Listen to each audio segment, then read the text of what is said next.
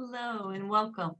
My name is Cheryl Bradley, and today's vignette is a very it's one that I get a lot of questions on, and it's one that um, inevitably comes through in many of my readings, and they're very purposeful. And so the title of it is "What do soul groups? What do soul groups mean? What are soul groups?" And they are different than kindred spirits, which was my prior vignette. They are a lot deeper and a lot more purposeful. So we don't speak about it for very long because I try to keep these vignettes to a short 5 minutes or so, but could talk about this probably for days. So I'm going to try and be brief and just hit the big pieces. Again, from my truth, from my perspective, and I ask you always to just open up and take what you need. What is your truth? And what speaks to you? Why were you brought to this vignette regarding soul groups? How does this feel and fit in your lifetime, this lifetime?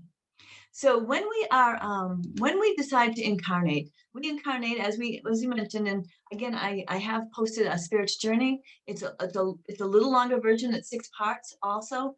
But it talks about soul groups, and it talks about themes, and it talks about reasons for. So if you feel like you'd like a little bit more, I encourage you to go back and peek at those.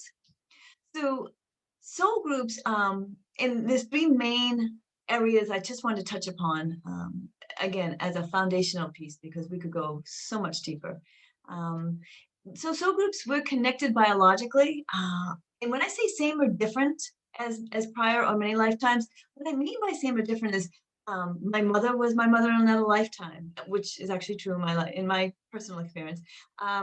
Or you were a female in one lifetime, but then you chose to be a male in another lifetime. Because very often we are created a specific male or female spirit, but with our incarnations, we choose all different reasons for being an opposite sex, or being a heterosexual versus a homosexual, being of Asian culture, in all different cultures, because we want to see what others is like. We want to experience.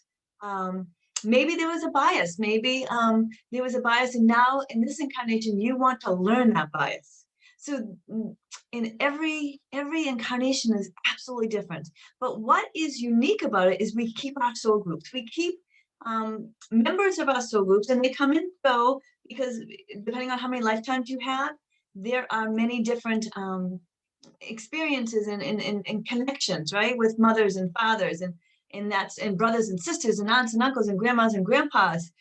They come and you decide to incarnate very purposefully. And so that's when I say when you're connected divinely, because they're here to support your ascension. They're here for your lessons. You're helping them, they're helping you, depending on what the situation is. And sometimes they come in for comfort. And I have to say, sometimes they decide to come in as your challenge. Because remember what our goal is, incarnation. Our goal is to find light in spite of our challenges, to ascend our souls higher to our divine, to perfect our hearts, excuse me, to our divine. So we have to have challenge. And so, for instance, if I knew a father of mine, I had a very difficult lifetime in my past lifetime, not me personally. So I know if I decide to come in and be that, have that person as my father again, then that's going to be a challenge for me, because my cell memory is going to remember that. So I know as soon as I hit flesh and blood, that comes back. And truly, that is my definition of karma. It's not what people want to use in 3-dimensional, like, oh, I hope that person gets what they get. Maybe they're getting exactly what they chose, right? So true karma for me is correcting the mistakes from a prior lifetime, or trying to reap the light of a prior challenge that maybe I didn't do so well on in a prior lifetime. So again, we have those soul groups that come in for comfort. I know this. Another example would be, I know this lifetime is going to be very challenging because A, B, and C are in it. So I'm going to bring a sister of mine in, and we're going to work together, because I know that sister was comfort to me in another lifetime. So 3-dimensionally, and when I become flesh and blood, that will come back. and I will have comfort with that person. And so I know I need that comfort because of A, B, and C that's going to happen in my lifetime. So again, we're connected divinely. We're all it's a beautiful it's a beautiful coalition, truly. Um, and even when you say, well, why would I want someone challenged? Remember why we're here. We're here for that challenge. We're here to find that light. And so we have to have challenges, and some of them we directly put in our blueprints, our paths, and some because of free will and other people's actions, um, they were not expected. So I have to find light in every piece. I hear often that we make all when we're planning on the other side, and we want X, Y, and Z because we want to make great ascension maybe in this lifetime. And we do get counseled if we're over ambitious in that the challenges that we've chosen. But you hit flesh and blood, and you come into the lifetime, and you're like, what the heck was I thinking? I don't. When you're in eternity, you're living in eternity of peace. And then when you come into Earth, which is an emotional plane of existence that is so very difficult because your free will and everyone else's free will is constantly in play. There's lots of darkness spirits that are moving with us seamlessly, and so we are constantly looking for light, constantly looking for our path.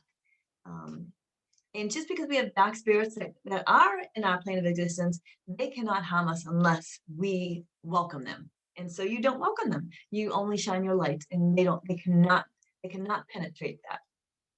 And so just to finish this slide, how often do our soul groups kind of come together?